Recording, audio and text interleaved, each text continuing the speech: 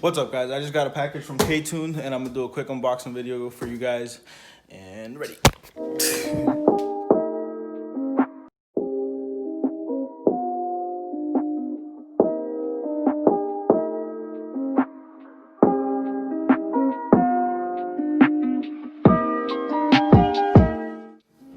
So as you can see, I got the KTuned turned down. It's 3-inch. It's for the EG hatch.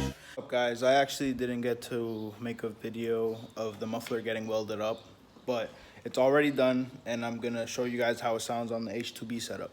Let me set you guys down somewhere real quick.